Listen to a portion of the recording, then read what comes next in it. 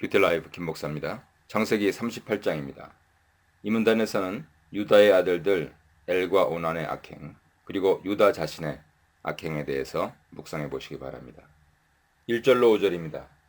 유다는 자기 형제들을 떠나서 가나안 지역에 거주합니다. 그가 정착한 곳은 중앙 고원지대에 있는 아둘람이라는 곳이었습니다. 유다가 그곳에 간 이유는 그의 친구 히라가 있었기 때문입니다. 여기서 히라를 아둘람 사람이라고 소개하고 있는데요. 그가 자유인이고 그 지역에서 명망가임을 나타내고 있습니다. 유다는 그곳에서 가나안 사람 수아의 딸을 맞아 가정을 이룹니다. 본문은 유다가 가나안 여인과 결혼했다는 것을 문제 삼지 않습니다. 아브라함, 이삭, 야곱 세 족장이 동족 아람 사람과 결혼한 것과 대비되지요. 창세기 족장사에서 족장들과 족장이 아닌 사람들에게 결혼에 대한 다른 기준을 적용하고 있습니다. 이것을 어떻게 이해할 수 있을까요? 창세기 38장이 룻기처럼 이방인과의 결혼을 엄격하게 금지하는 것에 대한 반대 얘기일까요? 분명한 점은 본문은 이방인과의 결혼 금지에 엄격한 율법이 적용되기 전의 상황을 반영하고 있습니다. 유다는 가나안 사람 수아의 딸과 결혼해서 세 아들을 낳습니다. 흥미로운 사실은 유다 아들들의 이름을 지어 부르는 것이 각각 다르다는 것이죠.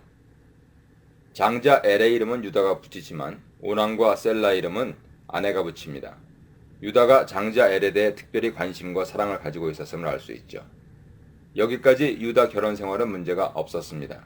그는 가나안 땅에서 행복한 가정 생활을 영위했습니다.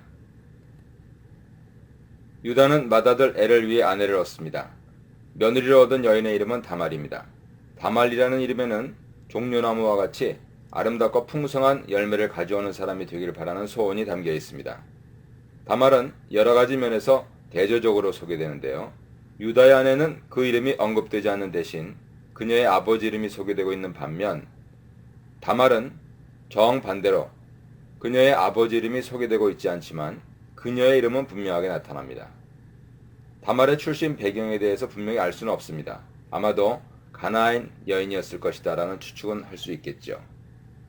엘은 다말과 결혼한 후 후사 없이 죽습니다. 그가 죽게 된 이유가 무엇인지 분명히 나타나 있지 않는데요. 분명한 것은 그가 여호와 보시기에 악했기 때문이라는 것이죠. 여기서 나타난 이 언급은 사사기 2장 11절이나 사무엘하 11장 27절 하반절에서 볼 수 있듯이 하나님 진노를 불러일으키는 악한 행동을 규정할 때 사용하는 그 표현입니다. 그렇다고 엘의 이름이 사라져야 하는 근거는 아닙니다. 그래서 유다는 수혼제도를 활용해서 그의 장자 엘의 삶과 이름이 후손을 통해 계속되도록 합니다. 그는 둘째 아들 오난에게 형수에게로 들어가 자손을 낳음으로써 남편의 아우된 본분을 다하라고 말합니다. 하지만 오난은 수혼의 의무를 다하기를 거부하죠. 자신이 형수를 통해 자식을 낳아봤자 그들이 자신의 자녀가 되지 않을 것을 알았기 때문입니다. 그는 형수와 관계를 하긴 하지만 땅에 설정함으로써 자신의 목적을 이룹니다. 형식적으로는 아버지의 말을 따랐지만 내용으로는 따르지 않았습니다. 혜택이나 권리보다는 자신이 져야 할 짐이 크다고 느끼고 자신의 기업물을 권리를 포기하는 엘리멜렉의 친족들에게서 보이는 그러한 동일한 동기가 숨겨져 있죠. 룻기 4장 6절 참조하십시오. 이러한 오난의 행동은 여호와 보시기에 좋지 않았습니다. 그래서 여호와께서는 둘째 아들 오난도 죽이십니다. 앞에서 말한 바와 같이 엘의 죽은 원인은 분명하게 언급되어 있지 않은데 오난이 죽은 원인은 분명합니다. 수혼법의 의무를 제대로 이행하지 않았기 때문입니다. 잘못된 성관계를 맺어서가 아니라 연대 의무를 거부한 것에 대한 징벌이죠. 오난의 죄를 본문의 표현을 따라 말하면 자기 것이 되지 않을 것을 안 그가 자기 형에게 씨를 주지 않기 위해 땅에 설정했습니다. 이것은 어떤 것을 가지는 것에서 그 문제가 아니라 어떤 것을 주는 것에서 이루어지는 공동체 윤리를 저버린 것이죠. 이때 유다는 지금까지 행동한 것과는 다른 방향으로 일을 진행합니다. 그는 형을 위한 후사를 세우기 위해 막내 아들 셀라로 하여금 형수와 함께 살도록 하지 않고 다말을 친정으로 보내서 친정에서 지내도록 하지요. 유다가 다말을 친정으로 돌려보낸 것은 홀로 남은 여인이 보살핌을 받지 못할 상황이 되었을 경우 일반적으로 친정으로 돌려보내졌기 때문입니다. 레위기 22장 13절을 참조하십시오. 그렇게 유다가 행동한 표면적인 이유는 셀라가 아직 장성하지 않았기 때문이라 했지만 그렇게 처신한 실제적인 이유는 다른 데 있었습니다. 그것은 다말과의 결혼을 통해 막내 아들까지 죽게 될까 하는 두려움 때문이었죠. 유다는 오난의 죽음이 오난의 행동에 대한 여호와의 징벌이라 생각지 못하고 다말 때문에 일어난 일이라고 생각한 것입니다. 다말에게 무슨 귀신이 붙어 있어서 자신의 집안에 애군을 가져오는 것으로 여긴 것이죠. 이런 시아버지 결정에 다말은 말없이 순종합니다. 그래서 친정아버지 집에 가서 지냅니다. 이러한 유다의 행동은 결코 의로운 것이 아니었습니다. 자신의 아들만 생각하는 이기적인 것이었고 사태의 본질을 파악하지 못한 어리석은 행동이었습니다. 이러한 부족한 점을 유다는 이어지는 이야기 가운데서 며느리를 통해서 깨닫게 되고 그녀를 통해서 잃었던 아들들까지 보충받게 됩니다. 이 문단에서는 약속을 지키지 않는 유다, 창녀가 되기를 무릅쓰는 다말, 그리고 시아버지 유다보다 옳은 며느리 다말에 대해서 묵상해 보시기 바랍니다.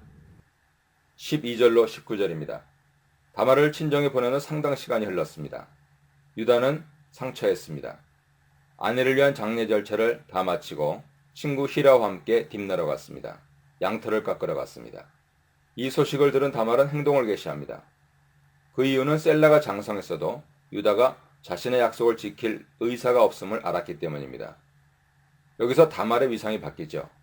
지금까지는 다른 여러 사람들보다 일의 진행 상황을 잘 모르고 있는 것으로 나타나는데 이제부터 다말은 그 어떤 사람보다 상황을 제대로 파악하고 그리고 주도적으로 일을 진행해 나갑니다. 그녀는 먼저 과부 의상을 벗어던집니다. 그리고 변장합니다. 다말은 딥나로 가는 길에 에나임 성문에 앉아 시아버지 유다가 지나가기를 기다렸습니다. 그녀가 변장한 1차 목적은 자신을 춤부로 보이기 위한 것이 아니라 자신을 알아보지 못하도록 숨기기 위한 것이었습니다. 그러한 변장을 통해 유다는 다말을 보고도 자신의 며느리인 줄 모르게 되었죠.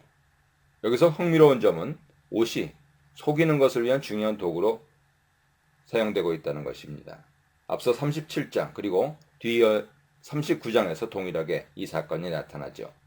요셉의 피 묻은 옷을 통해서 야곱은 요셉이 죽었다고 생각합니다.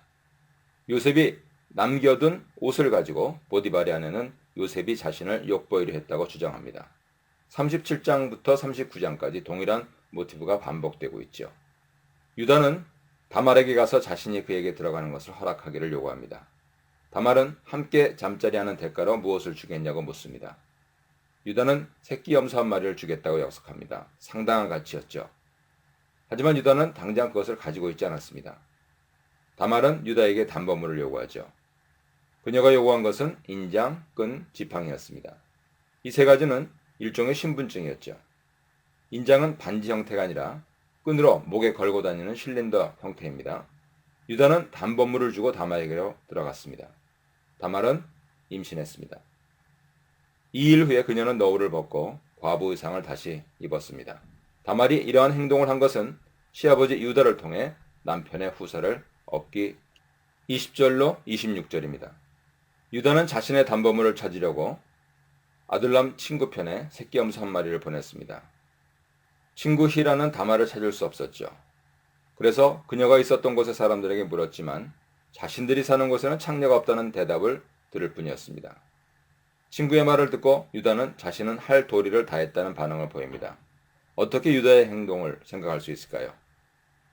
창기와 함께한 것이 자신이 못할 일이라고 생각하는가?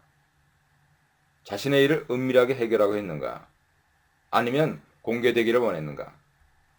히라를 통해서 해결하려고 했고 자신이 무죄함을 증명하려고 했다는 점은 그것이 할 수 없는 일이라고 생각하지 않고 그것을 굳이 숨기려고 하지 않았음을 알 수 있습니다. 그가 부끄럽게 여긴 것은 춘부와 관계를 가졌다는 사실이 아니라 약속을 지키지 않았다는 오명을 받을까 하는 점이었습니다. 그래서 유다는 나름대로 정당성을 입증하려고 노력합니다. 약속을 지키려고 한 것이죠.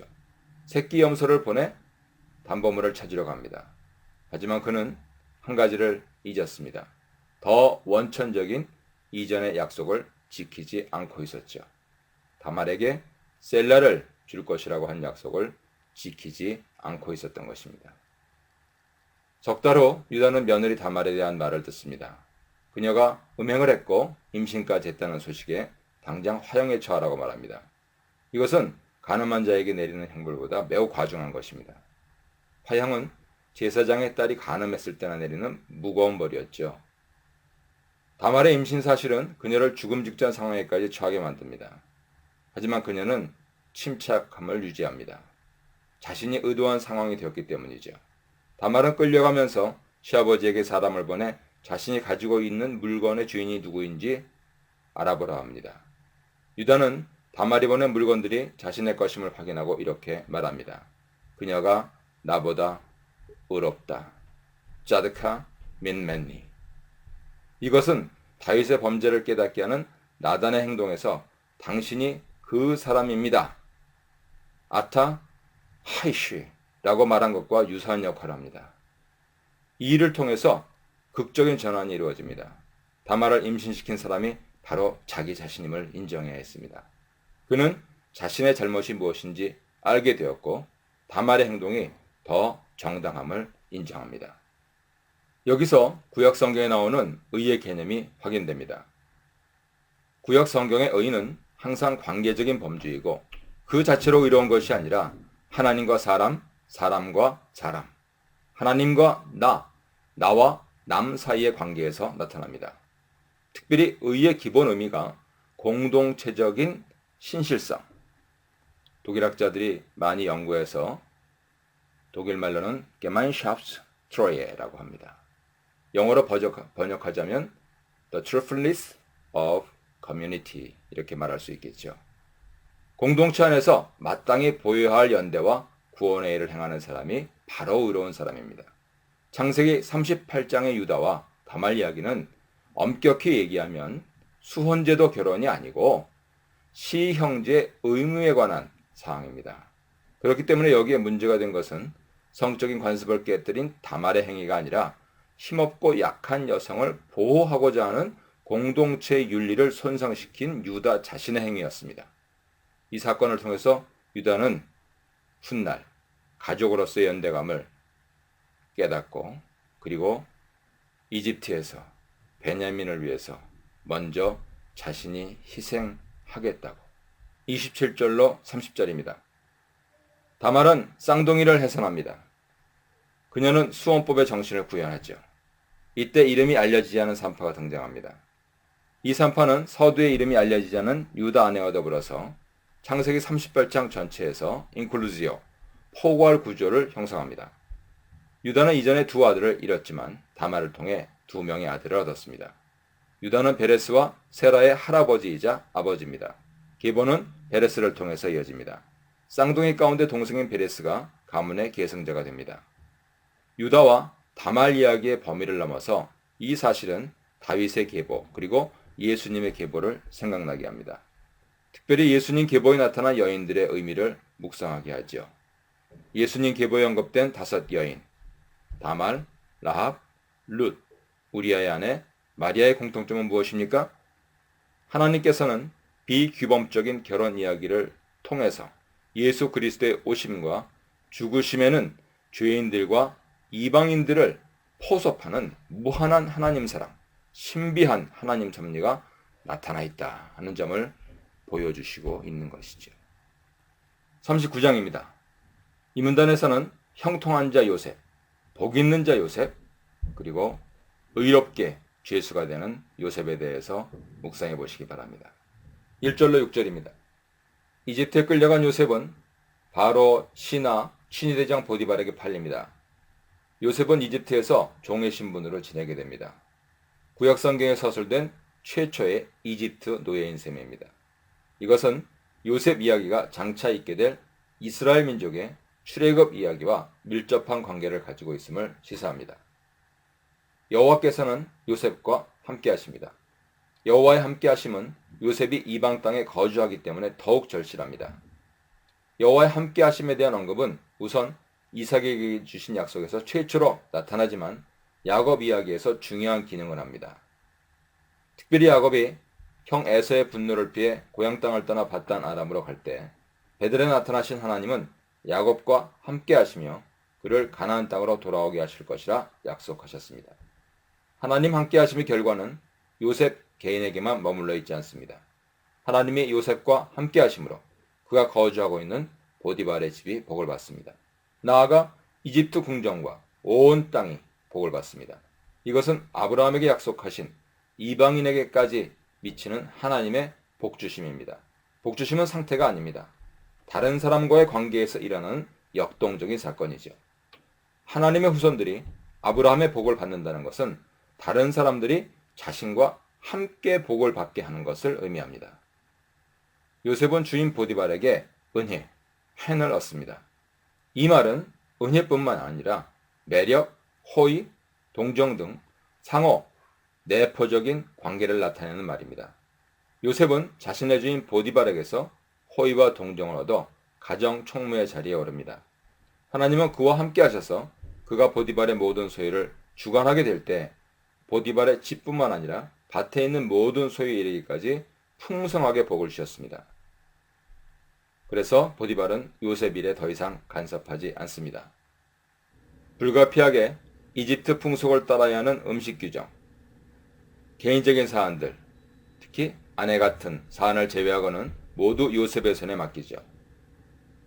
6절 하반절에서는 요셉 용모를 묘사하면서 어떤 사건이 일어났다 하는 사실을 나타내는 와여히라는 관용 표현을 사용합니다. 이를 통해 알 수 있는 사실은 아름다움은 상태가 아니라 사건이라는 것이죠.